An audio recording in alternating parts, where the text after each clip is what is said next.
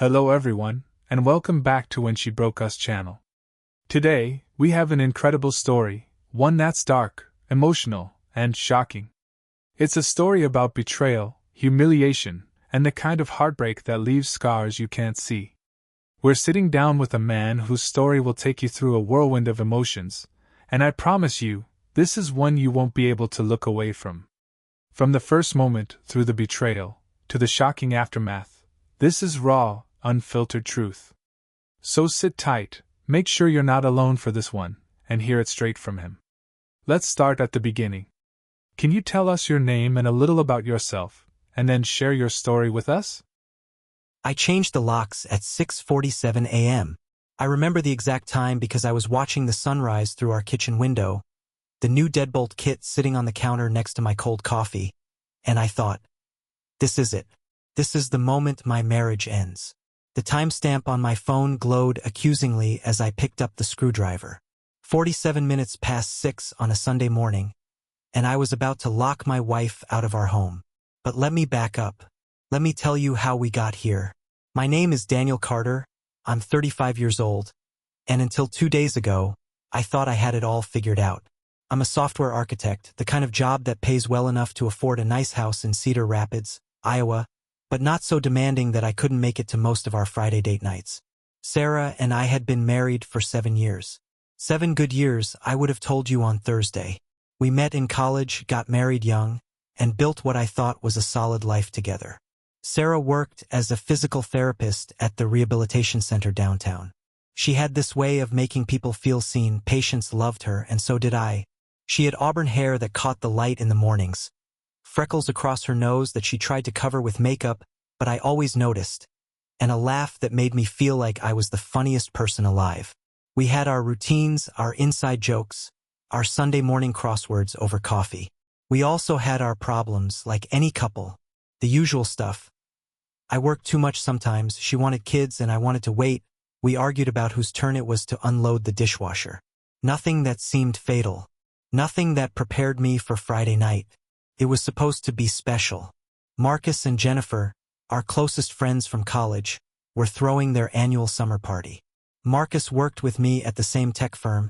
He was in project management, always the social one, the guy who remembered everyone's birthday. Their house was bigger than ours, with a sprawling backyard perfect for their legendary barbecues.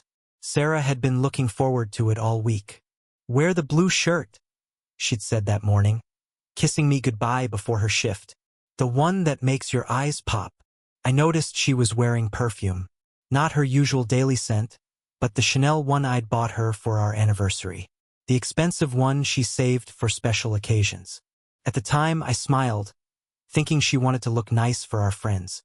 Now I wonder who she was really dressing up for. The party started at 7. We arrived at 7:30. Sarah insisted we not be the first ones there. "Too eager," she'd said, checking her makeup in the car mirror one last time. I remember thinking she looked nervous, but I chalked it up to her usual social anxiety. Sarah was an extrovert with patience, an introvert everywhere else. The backyard was already full of people. Tiki torches lined the fence, string lights crisscrossed overhead, and Marcus's premium sound system pumped out a carefully curated playlist of indie rock and old R&B. The smell of grilling burgers mixed with citronella candles and someone's overly enthusiastic cologne. "Danny boy," Marcus appeared with 2 beers, thrusting one into my hand. "And the lovely Sarah. You guys are glowing. What's your secret?" Sarah laughed, that practiced social laugh that was different from her real one. "Clean living and denial," she said. I should have paid attention to that word. Denial. For the first hour, everything seemed normal. We mingled. I talked shop with some guys from work. Sarah chatted with Jennifer about a new Thai restaurant downtown.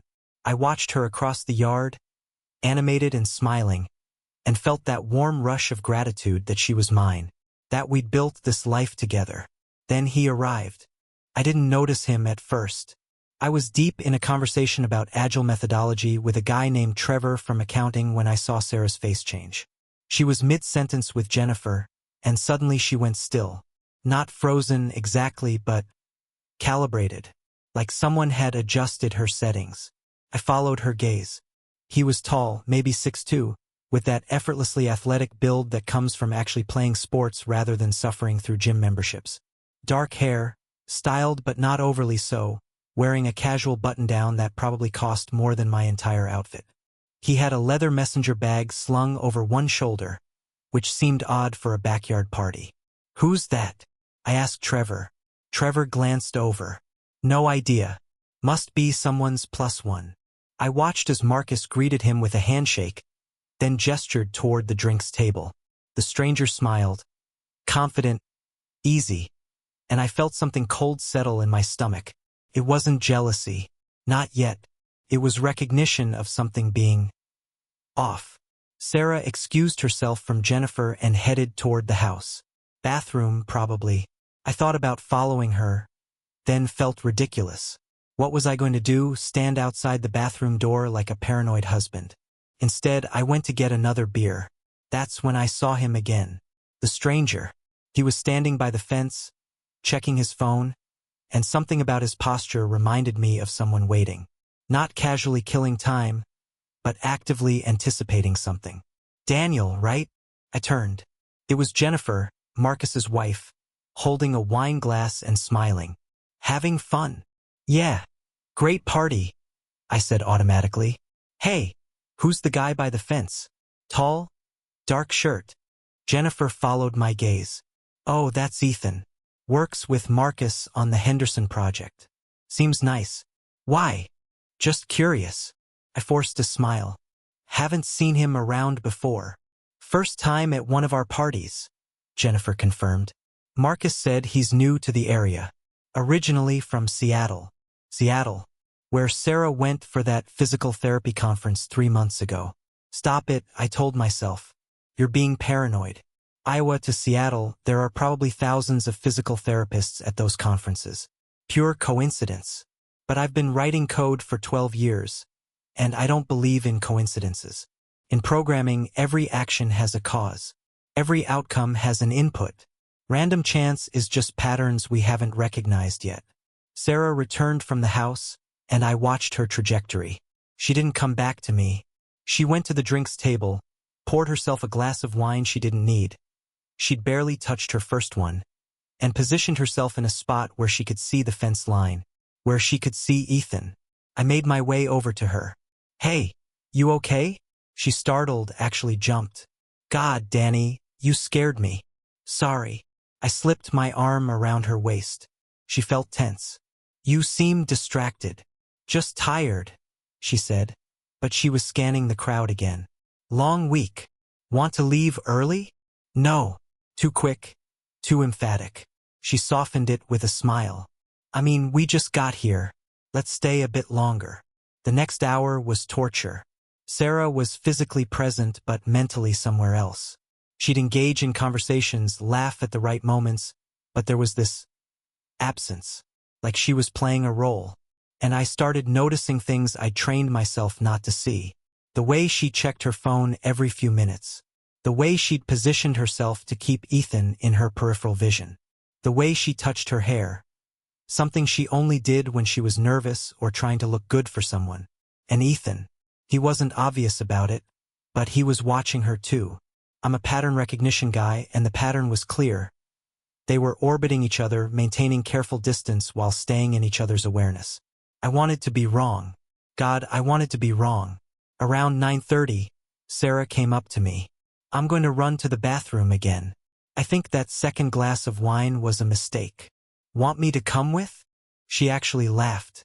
To the bathroom? I think I can manage. I watched her go into the house, counted to 30. Then I saw Ethan check his phone, say something to Marcus, and head inside too. My heart was hammering. I couldn't follow them, that would be insane, paranoid husband behavior. But I couldn't not do something. So I did what any modern man would do. I went to a window. The bathroom was down the hall from the kitchen, visible through the window if you knew where to look. I pretended to be interested in the herb garden near the house, phone in hand like I was taking pictures of Jennifer's basil plants. And I saw them, not in the bathroom, in the hallway. Sarah and Ethan standing closer than strangers should stand. Not touching, but the air between them was electric even from where I stood. They were talking, intense and quiet. Then Sarah glanced toward the kitchen, toward where the party was, and Ethan handed her something. Small, white. Could have been a business card. Could have been anything. She slipped it into her pocket. They separated. Sarah went into the bathroom. Ethan returned to the backyard, his face carefully neutral. I stood there, staring at the basil plants, trying to breathe normally. Maybe I was overreacting. Maybe he was giving her a recommendation for a restaurant. Maybe they knew each other professionally and it was completely innocent. Maybe I was the asshole for even thinking otherwise. When Sarah came back, I said, "Ready to head out?" "Already." She checked her watch. "It's only 9:45. I'm beat. Long week for me too." Something flickered across her face. Relief? Disappointment? "Okay. Yeah. Let's go." We said our goodbyes. Marcus gave me a hug, told me we should grab lunch this week. Jennifer said something about a double date next month. Sarah hugged them both, and over her shoulder, I saw Ethan standing by the fence, watching. The drive home was quiet. Sarah stared out the window. I focused on the road, my mind racing through scenarios, each worse than the last. "Did you have fun?" I asked. "Yeah, it was nice." "You seemed distracted. Just tired." She glanced at me. "You said that too." We pulled into our driveway. Our house, a modest 3-bedroom colonial we'd bought 2 years ago, looked exactly the same as when we'd left it 3 hours earlier. But everything felt different. Inside, Sarah kicked off her heels. "I'm going to take a shower." "Okay." She paused on the stairs. "Danny, are you mad at me?" "No." "Why would I be mad?" "I don't know. You seem off." The irony wasn't lost on me. "I'm fine. Just tired." She studied me for a moment, then nodded and went upstairs. I heard the bathroom door close, the shower start, and I did something I'd never done before in 7 years of marriage. I went through her purse. My hands were shaking. This violated every principle I believed in: trust, respect, privacy. But something was wrong, and I needed to know if I was crazy or if my instincts were right. Her purse was on the kitchen counter. Brown leather, organized. Sarah was always organized. Wallet, keys, lip gloss, receipts. And then, in the inside pocket, I found it. The white card Ethan had given her. It wasn't a business card. It was a key card, the kind hotels use. On the back, handwritten in neat block letters, Room 412, midnight, Hilton Garden.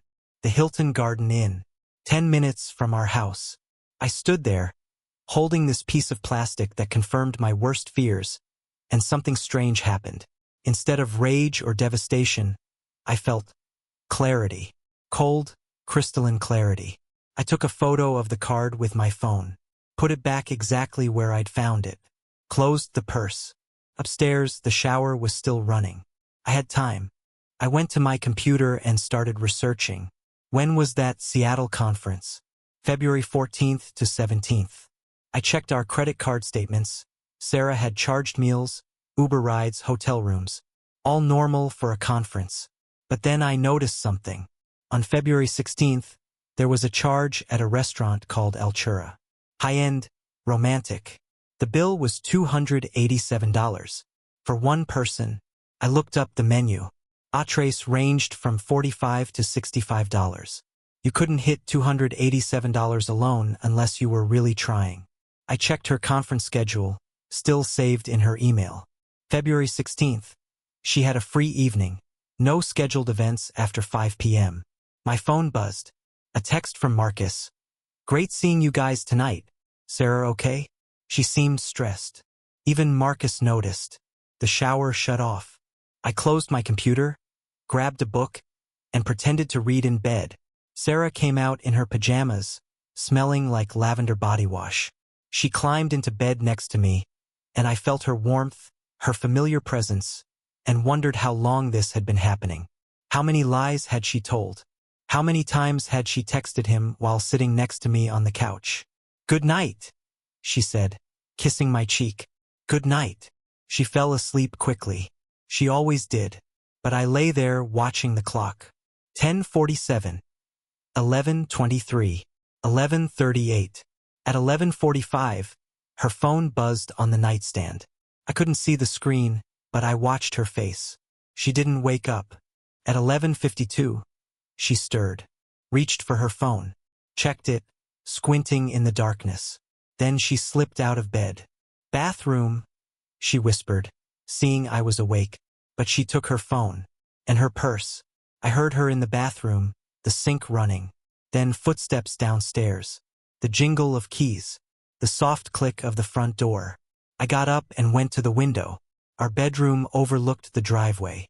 I watched Sarah get into her car, still in her pajamas, wearing a long coat over them, and back out. She was going to him, to room 412, to midnight. I stood there for a long time, just breathing. Then I went downstairs to my toolbox and got the screwdriver.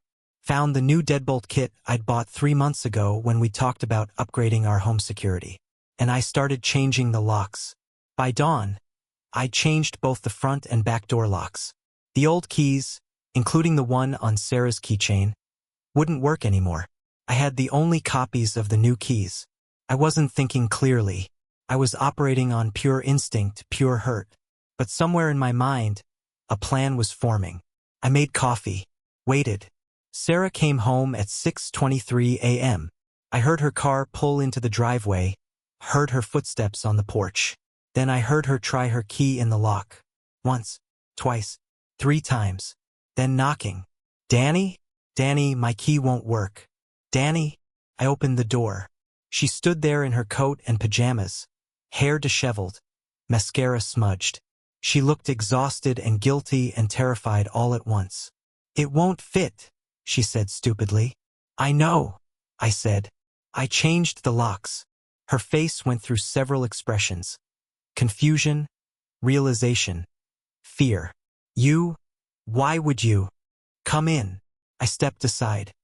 "We need to talk." She came in slowly, like she was entering a stranger's house. I led her to the living room, where I'd spent the last hour and a half preparing.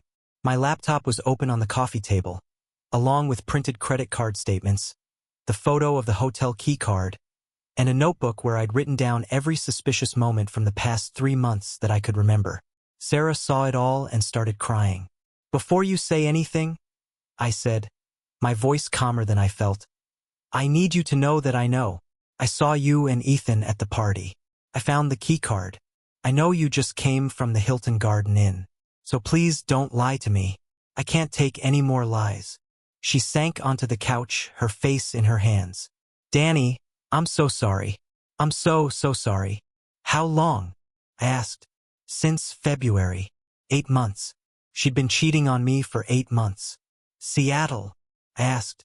She nodded. "We met at the conference. He was there for a project management seminar in the same hotel. We started talking at the hotel bar, and it just happened." "Things don't just happen, Sarah. You made choices. Multiple choices. Every text, every lie, every time you snuck out to see him. Those were choices." "I know." She was sobbing now. "I know, and I hate myself for it. But Danny, you have to understand." "Understand what? That you were bored? That I work too much? That 7 years wasn't enough?" "It's not about you," she said. "It was never about you not being enough." "Then what the hell was it about?" She looked up at me, and through her tears, I saw something I'd never seen before. Not guilt, not shame, determination. "I can't tell you," she said. I laughed. A harsh, bitter sound. "You can't tell me why you've been sleeping with another man for 8 months? It's not what you think. Then explain it to me." "I can't." She stood up, agitated. "Danny, please. I need you to trust me." "Trust you?" I couldn't believe what I was hearing. "You want me to trust you after this?" She grabbed her phone, scrolled through something, then turned it toward me. "Look at this, please." It was a text thread with Ethan. But the messages weren't what I expected. They weren't romantic or sexual. They were logistical. Same procedure as before. Destroy this thread after. Confirmed. Tell him nothing. Package delivered. Moving to phase 3. I looked at Sarah. What is this? What am I looking at? I can't explain right now, she said. But I need you to believe me when I say I haven't been unfaithful.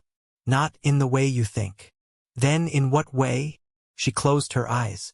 I work for the FBI. The room went silent. What? I finally said. I'm an undercover operative. I have been for 3 years. The physical therapy job is my cover. Ethan is my handler. I sat down, stood up, sat down again. This is insane. You're lying. I'm not. She pulled out her wallet, extracted a card from a hidden compartment I'd never noticed, and handed it to me. It was an FBI identification card. Sarah Carter, Special Agent. This can't be real, I said. People don't just become FBI agents without telling their husbands. They do when their husbands are part of the investigation. Everything stopped. The air in the room felt heavy, suffocating. What did you just say? Sarah's face was anguished. Danny, 3 years ago, the FBI approached me. They had evidence that someone at your company, someone close to you, was selling proprietary software to foreign entities. Corporate espionage. They needed someone on the inside, someone who could get close to the key players without suspicion. So you married me? My voice sounded distant, like someone else was talking. This was all a setup? No. She grabbed my hands. God, no. Danny, we met in college. We fell in love normally. Everything was real. But after we got married, after you started working at the firm, things changed. Your company was flagged in an investigation. The FBI looked into everyone connected to the case, and they found me, your wife, who happened to be starting a physical therapy practice. And they recruited you.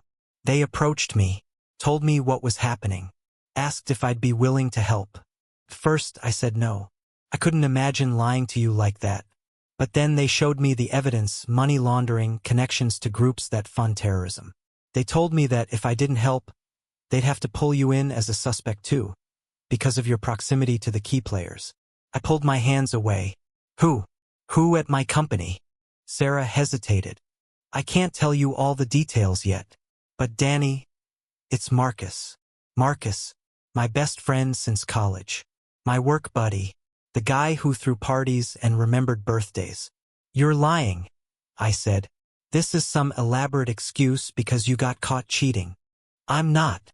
She pulled out her phone again, opened an encrypted app, and showed me files, documents, photos, evidence of Marcus meeting with known operatives, transferring data, receiving payments. We've been building a case for 3 years. The Seattle trip wasn't a conference. I was meeting with my superiors to plan the next phase. Ethan joined the company 6 months ago as my backup. Tonight at the party was a scheduled handoff of surveillance equipment. The key card, I said slowly. Not a hotel room. A locker at the Hilton where we store equipment. Room 412 is actually storage room 412. I went to drop off the recording device I had in my purse all evening. Every conversation Marcus had tonight is now evidence. My head was spinning. Why didn't you tell me? Because you're a terrible liar? Sarah said, and despite everything, there was affection in her voice. Danny, you can't keep a secret to save your life. You would have looked at Marcus differently, acted differently. We couldn't risk tipping him off. The less you knew, the safer you were. So you let me think you were cheating. Let me suffer. I didn't know you suspected anything until tonight. She wiped her eyes. I've been so careful. But I saw the way you looked at me at the party, and I knew. I knew I'd messed up somehow. I stood up, paced to the window. The sun was fully up now, casting ordinary morning light on our ordinary suburban street. But nothing was ordinary anymore. When were you going to tell me? I asked. After the arrest. We're moving in this week. By Friday, Marcus will be in custody, and this will all be over. I would have told you everything then. And if I hadn't caught you tonight? If I'd never suspected anything? She came to stand beside me. I would have told you Friday. I was planning to. I've been carrying this secret for 3 years, and it's been killing me. Every time you looked at me with trust, with love, knowing I was lying to you, even for good reasons. It destroyed me. I looked at her, really looked at her, the woman I'd married, the woman I thought I knew. How much of our life is real? All of it, she said fiercely. My love for you, our marriage, everything we've built together, that's real. The only lie has been my job. That's it. That's a pretty big lie, Sarah. I know. She was crying again. And I'll understand if you can't forgive me. But Danny, I did this to protect you. To protect us. Marcus's operation has connections to dangerous people. If they thought you knew anything, you'd be at risk. I thought about Marcus. 7 years of friendship. Weekly lunches. Inside jokes. He was supposed to be my daughter's godfather someday. When did you know? I asked. When did you know it was him? About a year into the investigation. Before that, we were looking at several people at the firm. But the evidence kept pointing back to him. He's been at it for years, Danny. Long before we ever got hired. He's sophisticated, careful. That's why it's taken so long to build the case. And Jennifer? Clean. She has no idea. Which is another reason we've had to be so careful. I sat back down on the couch, feeling exhausted. Show me, I said. Show me everything. If you want me to believe this, I need to see proof. For the next 2 hours, Sarah walked me through the entire investigation. She showed me encrypted files, surveillance photos, financial records. She explained how Marcus had been selling proprietary AI algorithms to a shell company connected to foreign intelligence. How he'd recruited other employees, built a network. How millions of dollars had moved through accounts in the Cayman Islands. The evidence was overwhelming. Why come home in your pajamas? I asked at one point. If you were just dropping off equipment? She actually smiled a little. I needed you to see me leave looking like I was sneaking out. If we're moving in on Marcus this week, I needed an excuse for why our marriage might seem strained. If he suspects we're having problems, he won't think to connect any investigation to me. You were supposed to be hurt and angry. It's the perfect cover for me to distance myself before the arrest. So you used my pain as cover. Her smile faded. Yes, and I'm sorry. I know that's horrible. And changing the locks? What do you think about that? She looked at me for a long moment. Honestly, it's brilliant. It sells the story perfectly. Marcus will hear about it, small community people talk. It makes everything more believable. You're thinking like an agent, I said. Not like my wife. I've had to be an agent for 3 years. I've forgotten how to just be your wife. She took my hand. But I want to remember. After this is over, I want to go back to being just Sarah. Just us. Can we? I asked. After this. I don't know, she admitted. But I want to try. I looked at the evidence spread across our coffee table at my wife, my complicated, secret-keeping FBI agent wife, and tried to process everything. I need time, I said finally. I need to think. Of course. And I want to be there. When you arrest him. I want to see it. Sarah nodded slowly. I'll talk to my superiors. Given the circumstances, they might allow it. You deserve to see the truth firsthand. When? Friday morning. 6 a.m. His house. 3 days away. Those 3 days were the strangest of my life. Sarah stayed with me. She was worried about leaving me alone with this information, and honestly, I didn't want her to go. We talked more than we'd talked in years. She told me about her training, about the lies she'd had to tell, about the times she'd wanted to quit. I told her about the nights I'd stayed up wondering what I'd done wrong. Why she seemed so distant. You didn't do anything wrong, she said. You were perfect. That's what made it so hard. We didn't sleep together. I wasn't ready for that. But we existed in the same space, trying to figure out if our marriage could survive this. On Thursday night, Sarah's phone rang. It was Ethan, her handler. I listened to one side of the conversation, hearing the professional tone she used, and realized I was seeing a version of my wife I'd never known existed. When she hung up, she looked at me. There's been a development. What kind of development? Marcus knows.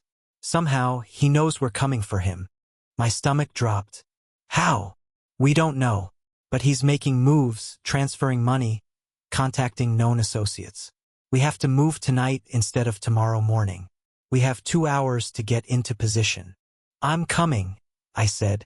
Danny, you promised. I want to be there. She studied me, then nodded. Stay in the surveillance van. Don't get out no matter what. We drove in separate cars, Sarah in her FBI vehicle, me following in my car to a staging point 3 blocks from Marcus and Jennifer's house. The same house where we'd been at a party just days ago, eating burgers and pretending everything was normal. The surveillance van was cramped and full of equipment. 2 other agents were inside, monitoring multiple screens showing different angles of Marcus's house. Sarah introduced me quickly. This is my husband, he's been briefed. And they barely acknowledged me, focused on their screens. I watched as Sarah put on a tactical vest, checked her weapon, reviewed the plan with her team. This was a woman I didn't know. Confident, commanding, dangerous. All teams in position, one of the agents said into his radio. On the screens, I could see SWAT members surrounding the house. Front door, back door, windows. On my mark, Sarah said into her radio. She looked at me once, squeezed my hand, then, go, go, go. What happened next was controlled chaos. I watched on the screens as agents breached the front and back doors simultaneously. I heard shouting, FBI, get on the ground, and saw figures moving through the house. Then gunfire. Not a lot, just 3 or 4 shots, but my heart stopped. Sarah was in there. Agent down, someone said over the radio. We need medical. Who? I asked, grabbing the nearest agent. Who's down? He held up a hand, wait. Then Sarah's voice on the radio. Suspect in custody. The agent down is Jackson, non-life-threatening. I repeat, situation contained. I exhaled for what felt like the first time in minutes. On the screen, I watched them bring Marcus out in handcuffs. Even from this distance, even on a grainy surveillance feed, I could see his face. He looked smaller somehow, defeated, not like the friend who'd handed me beers and told jokes and lived a double life. Jennifer came out after him, wrapped in a blanket, crying. She really hadn't known. I felt sick watching her world collapse. Sarah emerged last, removing her vest, talking to other agents. She looked tired but unharmed. An hour later, after Marcus had been transported and the scene was secured, Sarah came to the van. It's over, she said. We went home as the sun was rising again. Déjà vu, except everything was different now. In our living room, still wearing her FBI gear, Sarah said, I'm going to take a leave of absence. After the trial, after everything is settled, I'm going to step back from active duty. Maybe take a desk job or maybe quit entirely. I don't know yet, but I know I can't keep living a double life. What do you want to do? I asked. I want to be your wife. Really be your wife. No secrets, no lies. I want to figure out who Sarah Carter actually is when she's not pretending to be someone else. I don't know if I can trust you again, I said honestly. I know, but I want to try to earn it back. If you'll let me. I thought about the past 3 days. About everything she'd shown me, told me. About the risk she'd taken, the burden she'd carried alone. The locks, I said suddenly. I need to give you a new key. She looked surprised. Oh, right. I went to the kitchen drawer where I'd put the spare keys. Found 2 new ones on a ring. Came back and held them out to her. She took them, her fingers brushing mine. Thank you. I'm not saying everything's okay, I said. I'm not saying I forgive you or that we're going to make it through this. But you're still my wife.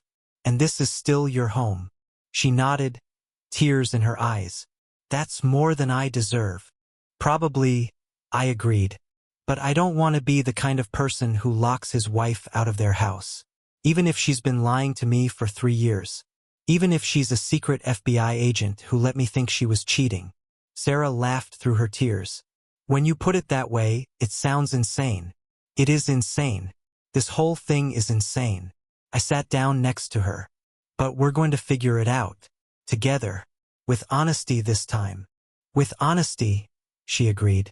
We sat there in silence as the morning light filled our living room. Outside, our neighbors were starting their days, walking dogs, getting newspapers, living normal lives. And maybe someday we'd be normal again too. But first, we had a lot of talking to do. It's been 6 months since Marcus's arrest. The trial is ongoing. It turns out the case was even bigger than Sarah initially knew. Multiple companies, multiple countries, damage that will take years to fully understand. Marcus is looking at 20 to 30 years in federal prison. Jennifer divorced him. She moved back to her parents' house in Wisconsin. Sarah tried to reach out to her, to explain, but Jennifer doesn't want to talk to any of us. I understand. From her perspective, we were all lying to her. Sarah did take a leave of absence from active duty. She's seeing a therapist trying to process 3 years of compartmentalized life. So am I. We go to couples counseling twice a week. It's hard work, learning to trust again, learning to be honest. But we're doing it. The locks are still changed. Sarah uses her new keys, and every time she opens the door, I think about that morning, about how close we came to losing everything. She still has nightmares sometimes. Dreams about the case, about Marcus, about all the lies she had to tell. I hold her when she wakes up, remind her it's over. But sometimes I have my own nightmares. Dreams where she's still lying to me, where there's another secret she hasn't told, where I change the locks again and again but she always has another key. Trust is fragile. It breaks easily and heals slowly. But love is resilient. I loved Sarah when I thought she was cheating. I loved her when I found out she was lying. I loved her when I changed the locks. And I love her now, in this messy, complicated, honest phase of our relationship. Last night, we had dinner at a new Italian place downtown. No work talk, no case talk, just us. Sarah told me about a patient who'd made real progress that week. I told her about a coding problem I'd finally solved. Normal conversation. Normal life. Except it wasn't quite normal, and maybe it never would be again. As we were leaving the restaurant, Sarah's phone buzzed. She tensed old habits, then checked it. I saw her face change. "What is it?" I asked. She showed me the screen. A text from a number I didn't recognize. "We need to talk. It's about Marcus. There's something you need to know before the trial." Jennifer?" I asked. Sarah nodded slowly. "She's never reached out before. Not once in 6 months. Are you going to meet her?" "I think I have to." She looked at me. "Will you come with me?" 2 days later, we met Jennifer at a coffee shop in Des Moines, neutral territory, an hour away from Cedar Rapids. She looked different. Thinner, harder somehow. The warm, bubbly woman who'd hosted parties and made everyone feel welcome was gone. "Thank you for coming," Jennifer said, not quite meeting our eyes. "What did you want to tell us?" Sarah asked gently. Jennifer pulled out a manila envelope. "I found these in Marcus's things. The FBI seized most of his files, but these were in a safety deposit box I didn't know about. I only found the key last week." She slid the envelope across the table. Sarah opened it, pulled out photographs and documents. Her face went pale. "What?" I leaned over to look. They were surveillance photos of Sarah. From years ago, before the FBI investigation, before everything. Sarah at the physical therapy clinic. Sarah at grocery stores. Sarah leaving our house. Dated from 6 years ago. A year before we got married. "I don't understand," Sarah said, her voice shaking. Jennifer's eyes were hard. "Marcus was watching you long before the FBI recruited you. These are dated 2 years before the investigation started." Sarah was shuffling through the photos, her hands trembling. "Why would he?" "Keep reading," Jennifer said bitterly. There was a document underneath. A report. And at the top, stamped in red, "Asset identification, potential leverage." I read over Sarah's shoulder, my blood running cold. Marcus hadn't just been selling software. He'd been identifying potential vulnerabilities in the company. Employees who could be compromised, blackmailed, or manipulated. And Sarah, as my girlfriend at the time, had been flagged as potential leverage against me. "He was watching me to get to you," Sarah said, looking at me. "Even back then. But there was more." Jennifer pulled out another document. "This is the part you really need to see." It was a communication log between Marcus and an unknown contact. dated 3 months before the FBI approached Sarah. I read the first line and felt the world tilt. Subject's wife successfully recruited. FBI believes initiative was theirs. Proceeding as planned. Sarah grabbed the document, reading frantically. No, this can't be. Marcus set it up, Jennifer said flatly. He fed information to the FBI through a cutout, made it look like he'd been careless. He wanted them to investigate. He wanted them to recruit you. Why? I asked, though part of me was starting to understand. Jennifer's laugh was hollow. Because the best way to control an investigation is to control the investigators. As long as Sarah was working the case, Marcus knew exactly what the FBI knew. He knew their timeline, their evidence, their plans. You weren't investigating him, Sarah. You were his eyes and ears inside the FBI. Sarah stood up abruptly, knocking over her water glass. That's not possible. I never told him anything. I never. You didn't have to tell him directly, Jennifer interrupted. But you told Ethan, didn't you? Your handler. And where do you think Ethan's reports went? They went to the field office in. Sarah stopped. Her face went gray. Oh my God. What? I demanded. Ethan reported to SAC Richardson, Special Agent in Charge Richardson. He oversaw the entire operation. She looked at Jennifer. Are you saying? Jennifer pulled out one more document. A bank statement. An account in the Cayman Islands. Joint holders.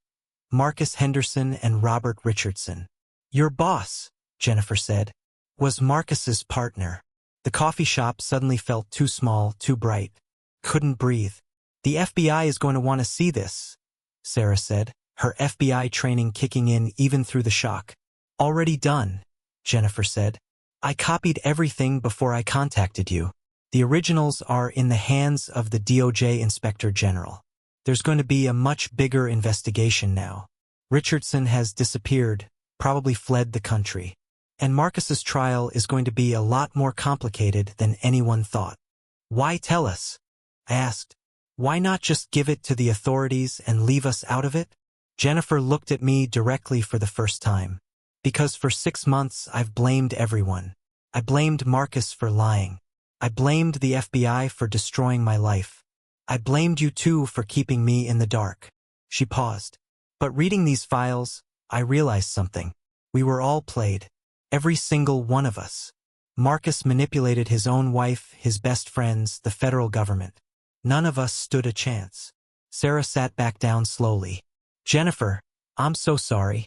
If I had known. You couldn't have known. Jennifer cut her off. That's the point. He was 10 steps ahead of everyone. But now he's going down for real. And I wanted you to know the truth before you heard it from lawyers or read it in the news. We sat in silence for a moment.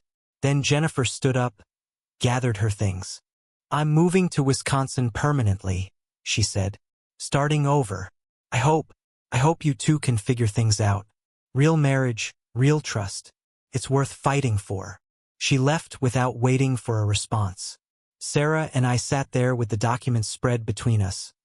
Proof that our entire reality had been orchestrated by someone we trusted. Danny, Sarah said quietly, that morning when you changed the locks, when I saw my key wouldn't fit, for just a second, before the panic set in, do you know what I felt? What? Relief. She looked at me with tears in her eyes. Relief that maybe it was finally over, that maybe I could stop lying and just be honest with you, even if it meant losing you. Because living with those secrets, even for good reasons, even thinking they were good reasons, was killing me. They weren't good reasons, I said. You were being manipulated. We both were.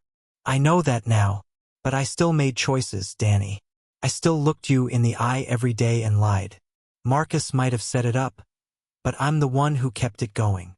So what do we do now? I asked. Sarah gathered the documents, put them back in the envelope. Now we tell the truth. All of it. To the right people the right way. We help put Marcus and Richardson away for real. And then we decide if we can build something real from all these lies. No FBI, no investigations, no hidden agendas. Just you and me, trying to figure out if there's anything left worth saving. I thought about that morning 6 months ago, about standing at the door with a screwdriver, thinking my marriage was ending, about how wrong I'd been about what was actually happening, and how right I'd been that something was terribly wrong.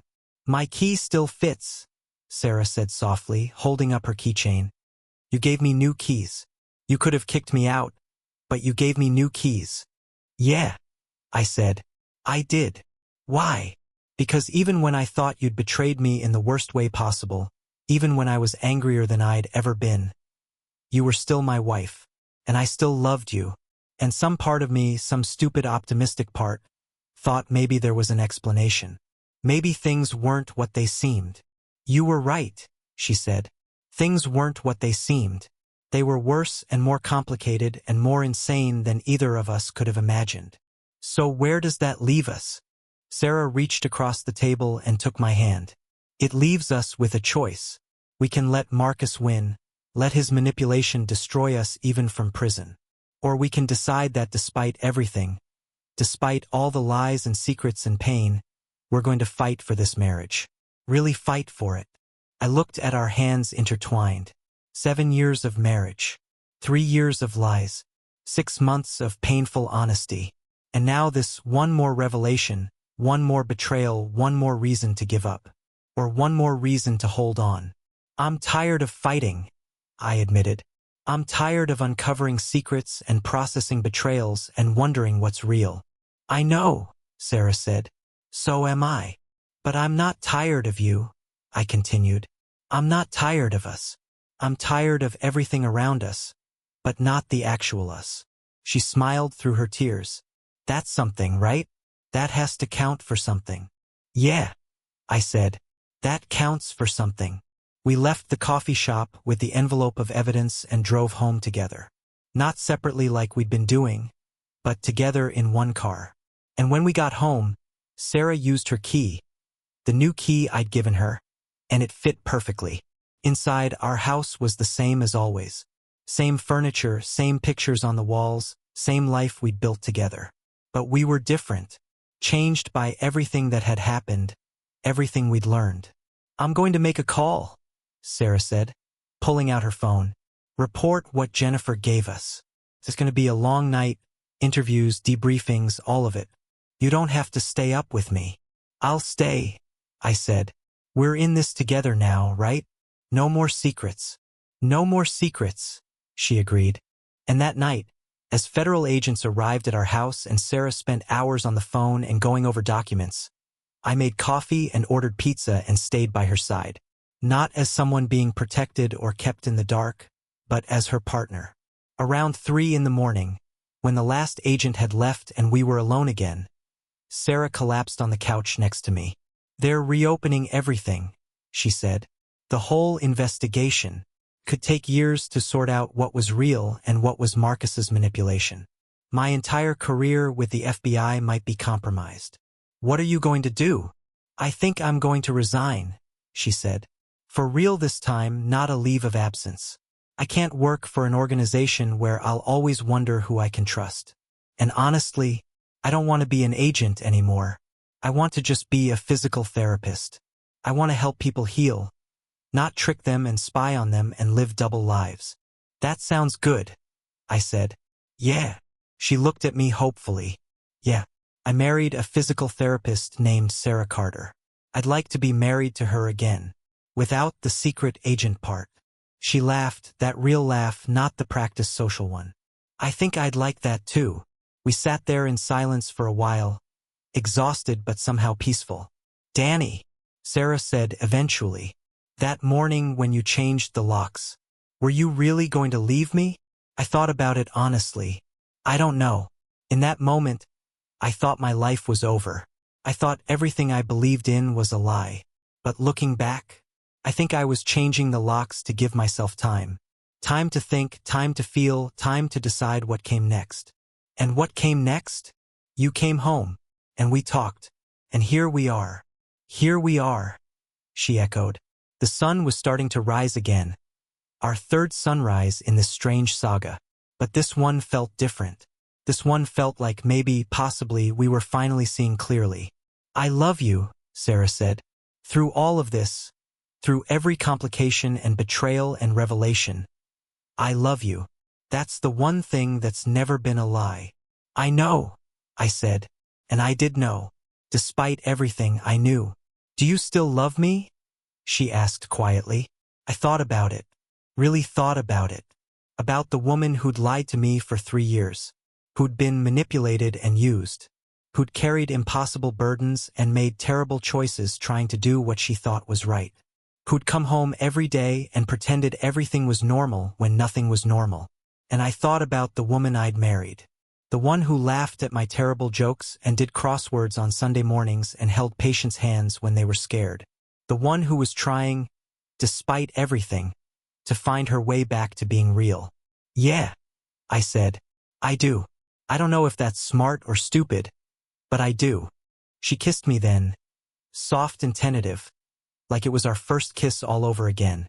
Maybe in some ways it was our first honest kiss. Our first kiss without secrets between us. So what now? She asked. Now we figure it out, I said. One day at a time, with honesty and trust and probably a lot more therapy. That sounds hard. It will be hard. But I think we're done with easy lies. Time for difficult truths. Sarah nodded, then yawned. I'm exhausted. Come on, I said, standing up and offering her my hand. Let's go to bed. Today, we can start dealing with all of this. But right now, we sleep. She took my hand, and we went upstairs together. In our bedroom, Sarah changed out of her clothes and into an old t-shirt of mine she liked to sleep in. No FBI gear, no secret agent persona. Just Sarah. We got into bed, and she curled up against me like she used to before everything got complicated. And for the first time in months, maybe years, it felt right. Danny? She murmured, half asleep already. Yeah. Thank you for giving me new keys. I kissed the top of her head. Thank you for coming home. And as the sun filled our bedroom with morning light, we slept. Not in separate rooms, not with lies between us, but together. Finally, honestly together. The road ahead would be long. There would be trials and testimony, revelations and repercussions. We'd have to rebuild trust brick by brick, honest conversation by honest conversation. Some days would be easier than others. Some days I'd still wonder if I'd made the right choice. Some days, Sarah would still struggle with guilt over the lies she'd told.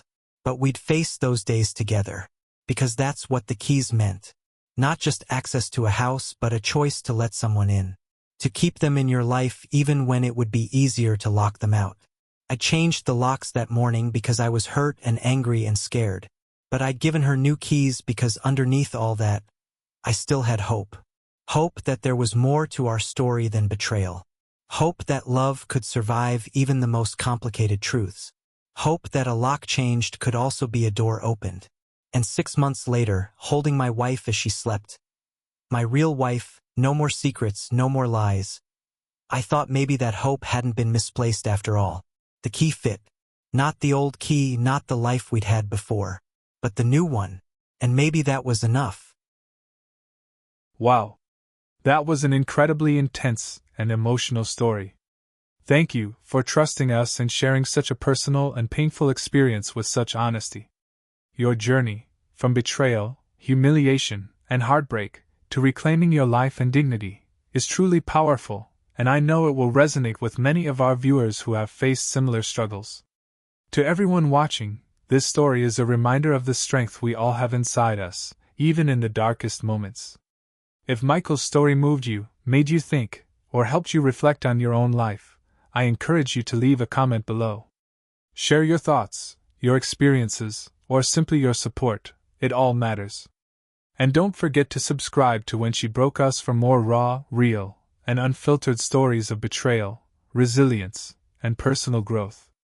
Every story here reminds us that even through pain, there's a way to reclaim our power and dignity. Thank you for watching, and remember, your strength is greater than any betrayal, and your voice deserves to be heard.